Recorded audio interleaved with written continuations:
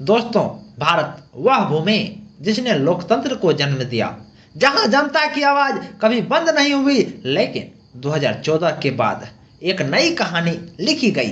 एक ऐसा शासन जो विकास के नाम पर तो शुरू हुआ, पर धीरे धीरे एक अदृश्य जंगल राज में बदलता गया।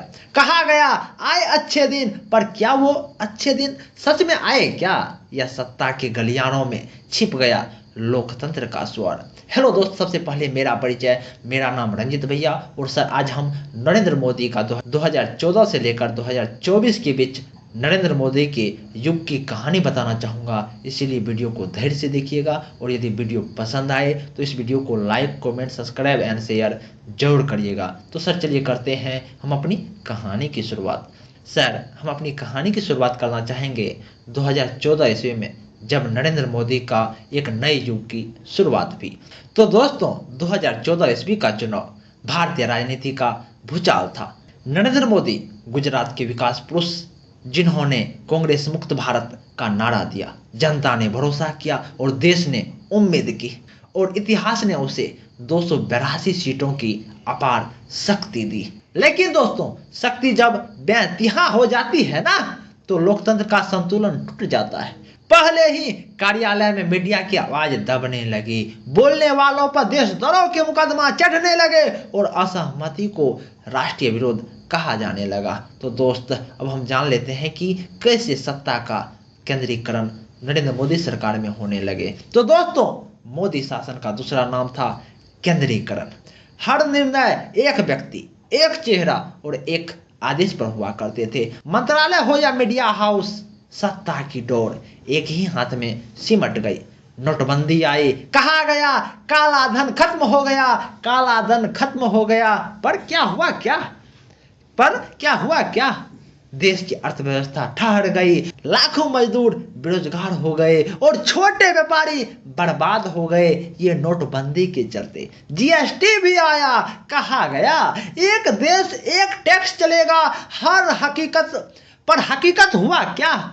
एक टैक्स, 1000 तकलीफें आई। अब दोस्त हम जान लेते हैं तो 2019 ईस्वी में फिर कैसे एक बार नरेंद्र मोदी की सरकार आए। तो दोस्तों, पुलवामा और बालाकोट के बीच जनता की भावनाएं उफान पर थी। राष्ट्रीय सुरक्षा का मुद्दा चुनावी मंच बना, और मोदी सरकार फिर सत्ता में लौटी, और भी ताकतवर होकर। पर अब लोकतंत्र का चेहरा और गहरा हो चुका था। एनआरसी हो या सीए, किसान आंदोलन हो या हर विरोध को एजेंडा बताया गया। सड़कों पर बैठे किसानों को आतंकवादी कहा गया। क्या? सड़कों पर बैठे किसानों को आतंकवादी कहा गया।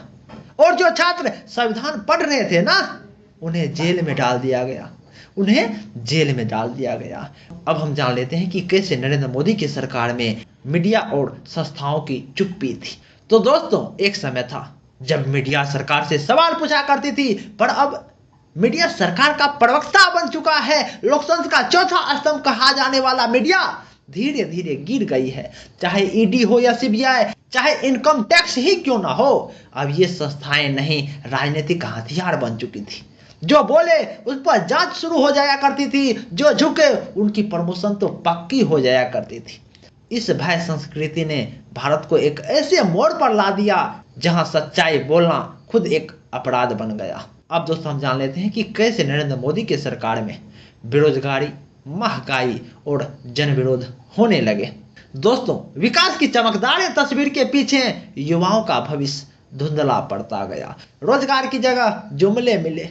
महंगाई ने आम आदमी की कमर तोड़ दी। गांवों में खाली खेत, शहरों में थके मजदूर, और टीवी पर सिर्फ मणिपुर और राम मंदिर की चर्चा। देश का ध्यान असली मुद्दों से भटका दिया गया, और चमकदार भाषण ने भूखे पेटों की आवाज को ढक दिया। तो दोस्त, अब हम जानते हैं कि कैसे नरेंद्र मोदी सरकार में 2024 ईस्वी में लोकतंत्र आया या जंगल राज आया, उसके बारे में भी समझ ही लेते हैं।